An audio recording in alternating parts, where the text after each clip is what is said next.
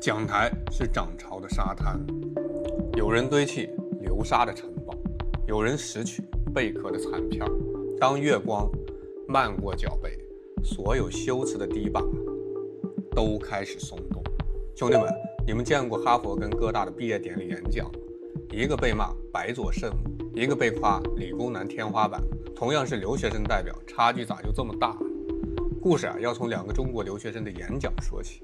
一边是哈佛女孩蒋雨荣穿着旗袍大谈人类命运共同体，结果被批空洞说教迎合西方；另一边是哥大男孩 Andrew 穿着游戏角色服装聊激光照原子，却让全场观众笑中带泪，甚至被纽约时报点赞。这才是真正的国际表达。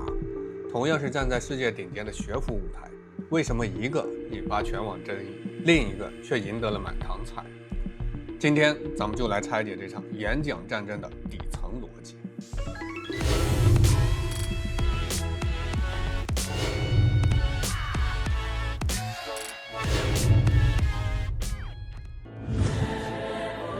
那么蒋雨荣的演讲争议到底出在哪？蒋雨荣的演讲里最出圈的是坦桑尼亚洗衣机标签是中文的故事，他想通过这个例子说明文化理解的重要性，可网友却吐槽，这不是留学生活的日常吗？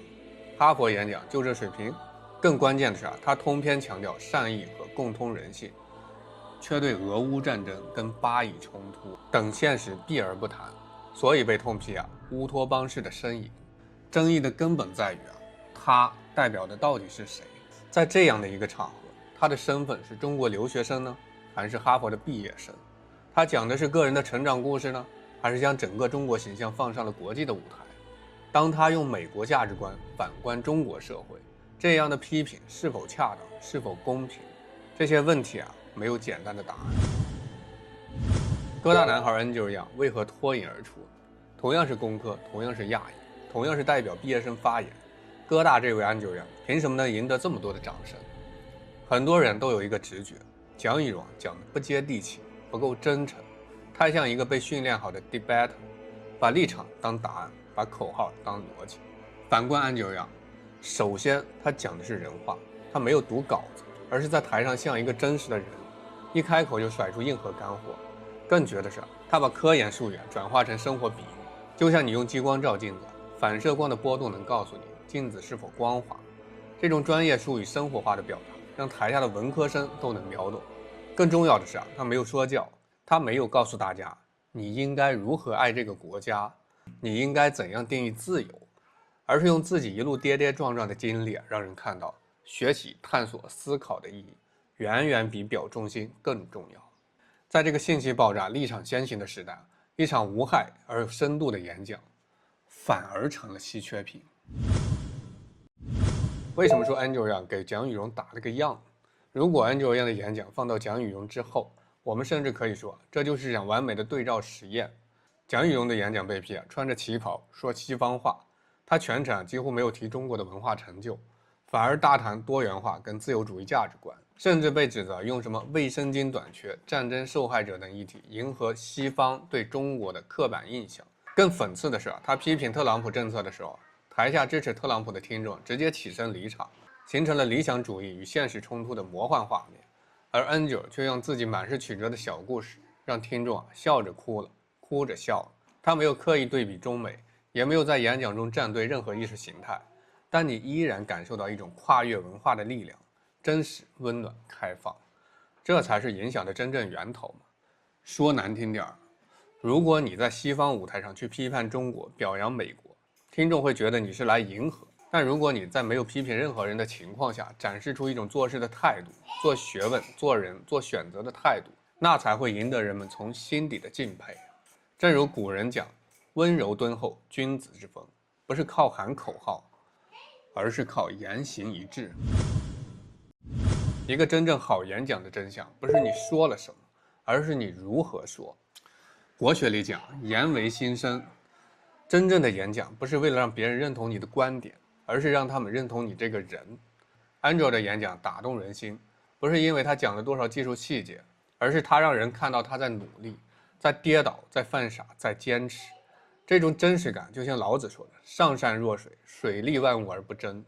而蒋雨荣的问题呢，不是他说了错话，而是他站的位置、选的话术、表达的方式，让人觉得太套路。他没有让人看见一个人，而是一个站在西方价值观讲台上的样板神。接下来，请大家亲诊两位选手的演讲，评论区打出哪盘才是你的菜。Last summer, when I was doing my internship in Mongolia, I got a call from 2 classmates in Tanzania. They had a very urgent question: how to use their washing machine. Because all the labels were in Chinese, and Google kept translating a big button as spinning ghost mode.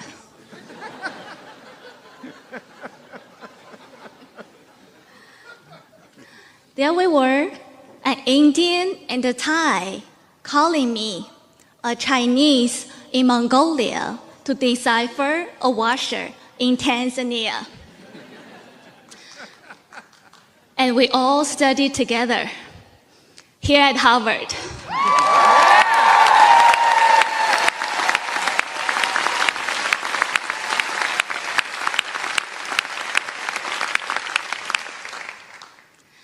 That moment reminds me of something I used to believe when I was a kid, that the world was becoming a small village.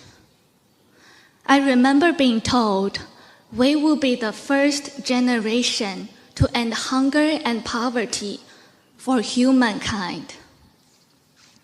My program at Harvard is international development.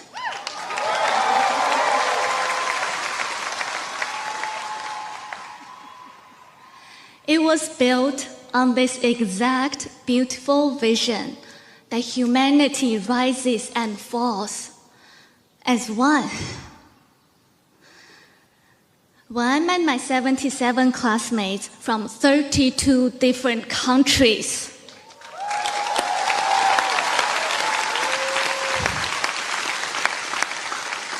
the countries I knew only as colorful shapes on a map turned into real people with laughter, dreams, and the perseverance to survive the long winter in Cambridge. We danced through each other's traditions and carried the weight of each other's worlds.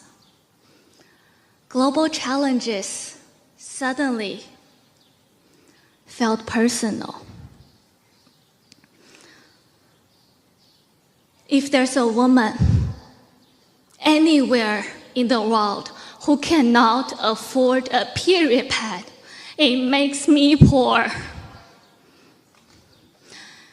If a girl who skips school out of fear of harassment, that threatens my dignity.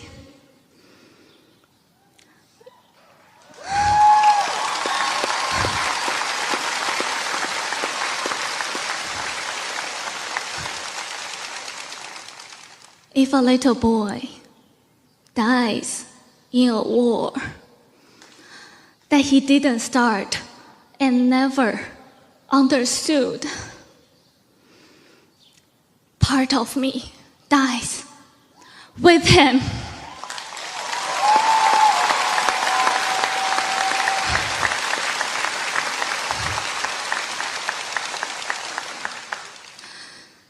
But today, that promise of a connected world is giving way to division, fear, and conflict. We're starting to believe those who think differently, vote differently, or pray differently, whether they are across the ocean or sitting right next to us, are not just wrong. We mistakenly see them as evil. But it doesn't have to be this way.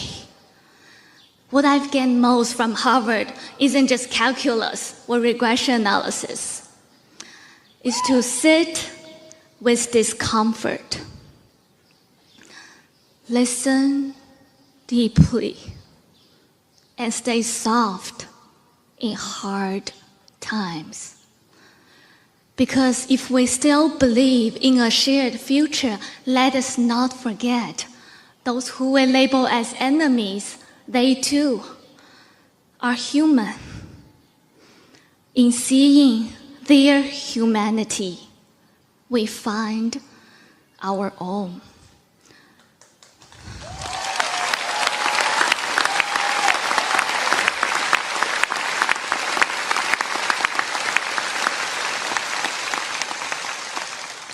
In the end, we do not rise by proving each other wrong. We rise by refusing to let one another go.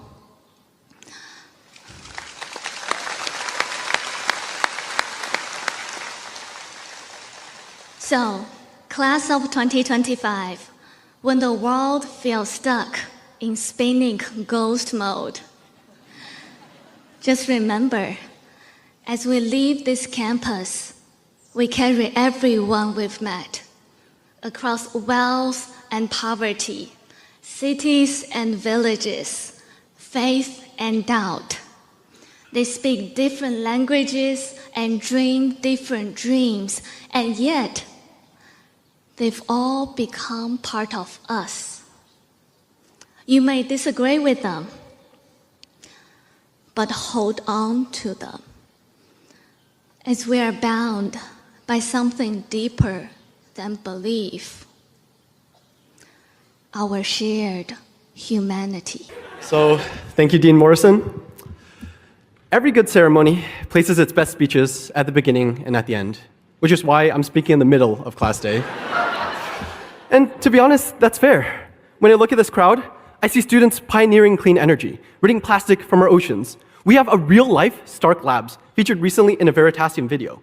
Students using machine learning to explore the quantum world and working with NASA to launch a freaking satellite into space. Despite all of these amazing people who could be up here today, they choose the dork with the Among Us keychain that you've probably never seen outside of class. For those of you who've had me as a TA, though, watching me yap up here probably isn't strange. You know I love lecturing and could very well spend the next 45 minutes glazing Euclidean distance matrices. But the best part about teaching here at Columbia is seeing how we all interact so differently with the same material.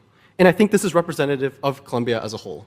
Now, don't fact check me, but not only does our class represent all 50 states, we represent almost half the countries. We come from the biggest cities to the smallest towns. And a fifth of us are the first in our families to even attend, let alone graduate, university. Yeah, very impressive. Yet together, as one class, we struggled through introductory physics, bared through the insane heat waves in our dorms, pulled all-nighters to finish our Art of Engineering projects, and spent hours in Butler figuring out how to add just one more page to our music hum essays. All right, so I want to share a bit about my background and how it shaped my perspective here.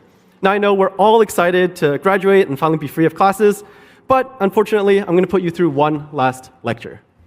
All right, so my research, it's all about how materials look on the nanoscale. So current microscopes aren't powerful enough to see the individual atom, so we have to be a little more creative, and we shine lasers on them. So it's kind of like when you shine a laser on a mirror, and the direction the laser bounces tells you the angle the mirror is oriented. But no real-world mirror is perfectly smooth. So if you turn off the lights and use a strong enough laser, you can see not only a bright dot where the reflected light lands, but also small fluctuations in light. These minute ripples tell us what atoms compose our mirror and where the defects are. The tiniest waves are the most important. Waving hi in orientation week to some of your now closest friends. Cheerful waves goodbye to your family after convocation, who have hopefully rejoined you on this day. Shout out to my mom, dad, my yaya, my nainai, and my sister Annie, who's just starting high school. Yeah. No pressure. All right.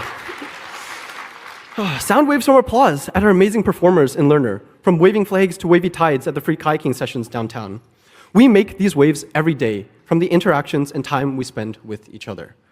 In 1807, Joseph Fourier showed how waves can combine to form beautiful functions. Our interactions combine to form this beautiful community. When you think back at the time you spent here, what's going to stick with you? While sure, the horrors of a machine learning midterm are probably never going to leave you, but I'm certain it's also filled with unplanned urban explorations, watching sunsets on the Brooklyn Bridge, losing 4 buy-ins in 5 hands of Hold'em, and making an Among Us-shaped candle for White Elephant. All of these with friends by your side. While we have some of the most rigorous courses, access to lucrative internships, and the best research laboratories, what really makes us us is our commitment to each other. After all, our slogan is not just engineering, but engineering for humanity. And Columbia engineers are particularly well-versed in the humanities. So I'm going to Caltech for my PhD. Shout out to Brent's lab, who are hopefully on live right now. Yeah! And when I went to visit LA, I got lost late at night looking for Union Station. And I asked a stranger at the bus stop for directions and ended up sitting next to him on the bus. We chatted a bit before our conversation turned to syllogisms and the Nicomachean ethics. And he was impressed that Columbia taught us so well about Aristotle that he offered to take me out for dinner. And while sure, I could have ended up without my kidneys in an ice bath, it turns out he was a former sociology professor, and we engaged in one of my most exciting debates about what it means to belong somewhere. All because I went, screw it, I'm in. Which brings me to my final point. The importance of taking risks, of splashing through the ripples of uncertainty. While this mindset has led to unpleasant situations, like being detained in Japan during midterms week and Googling symptoms of beaver fever after drinking water from a creek, hear me out. I wanted to try the cold spring up at Cold Springs, so yeah. Don't do it. But taking these risks has also allowed me to explore amazing physics across the Pacific Ocean, become the first undergraduate speaker for the Bruker MIT Symposium, and wear a video game costume for a graduation speech.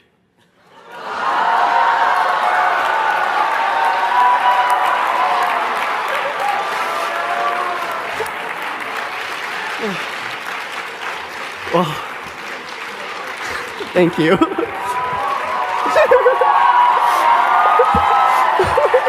One more.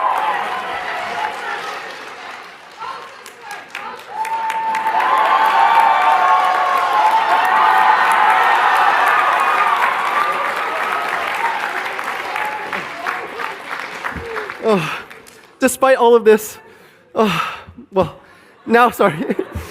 now more than ever, it feels difficult to take risks, especially when it feels like the whole world is watching and there's always something we can lose. Despite this, I'm confident our class is exclusively qualified to overcome any hardship. During our NSOP, our campus flooded from the rain, but rather than hiding away, we brought out a boat and sea of thieves our way outside of John Jay.